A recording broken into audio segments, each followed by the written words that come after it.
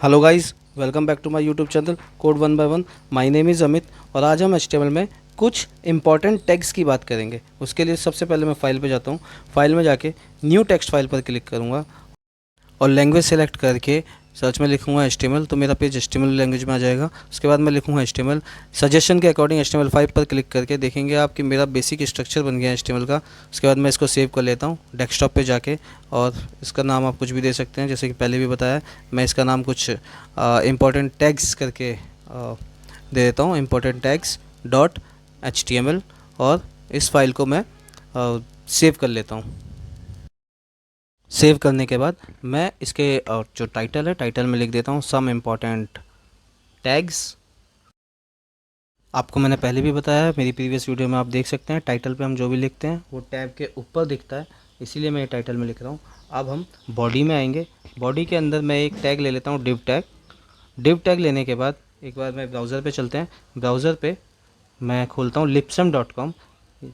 Guys, ये जो site है, इस साइट से हम डमी टेक्स्ट उठा सकते हैं, कुछ भी डमी टेक्स्ट उठा के मैं इसको एक बार रैप कर लेता हूँ पूरे अपने HTML पेज को। सेव करता हूँ। सेव करने के बाद डेस्कटॉप पे जाऊँगा।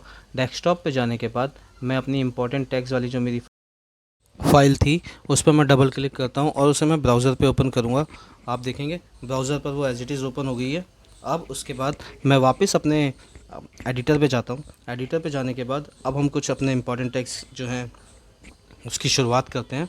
उससे पहले मैं इस कंटेंट को थोड़ा सा और कॉपी पेस्ट करके बड़ा कर देता हूँ, ताकि टैग्स जो हैं, जो भी हम टैग्स यूज़ करेंगे उसको हम ईज़िली यूज़ करें।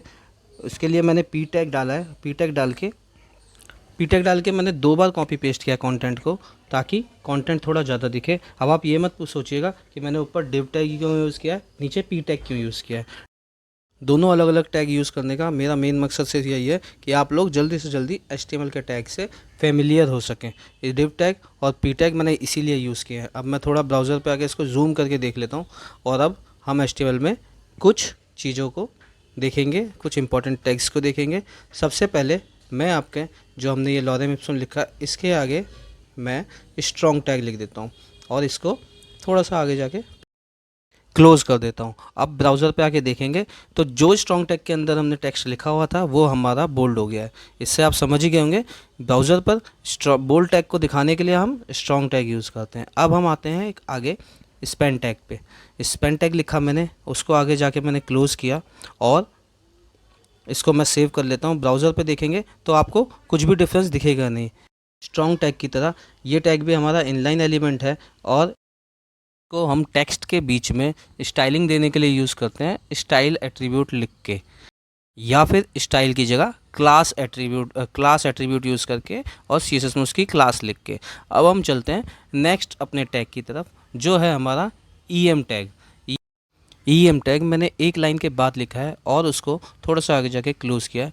ब्राउज़र पे आके देखेंगे, मैं इसको रिफ़्रेश करूँगा अगर, तो आपको ये टैग आइटैलिक वे में दिखेगा। जैसे कि आप देख सकते हैं, make a type specimen book, ये हमारा आइटैलिक वे में हो गया है। आई टैग और EM टैग में विजुअली आपको कोई भी डिफरेंस नहीं दिखेगा, दोनों ही टैग आपको आइटैलिक वे में दिखेंगे। मगर इन दोनों के अंदर एक डिफरेंस छोटा सा ये होता है कि आई टैग से आपको आइटैलिक दिखेगा। EM टैग हम वहाँ यूज़ करते हैं जहाँ हमको आइटैलिक के साथ साथ एम्फेसाइज भी करना होता है इम्पॉर्टेंट वर्ड को या सेंटेंस को, वहाँ पर हम EM टैग को यूज़ करते हैं। अदरवाइज़ हम आई टैग भी यूज़ कर सकते हैं उसकी जगह। अब हम चलते हैं नेक्स्ट टैग की तरफ। ब्राउज़र में आके मैंने यहाँ पर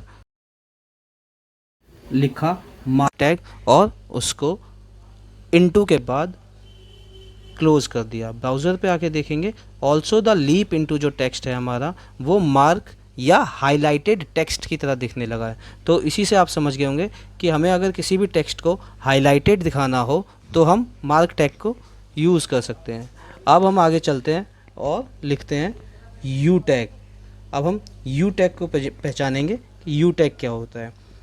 यू टैग लिखा मैंने एक लाइन बाद जाके और उसको आगे जाके क्लोज़ कर दिया, और उसके बाद मैं इसको सेव करता हूँ और ब्राउज़र पे आके देखता हूँ।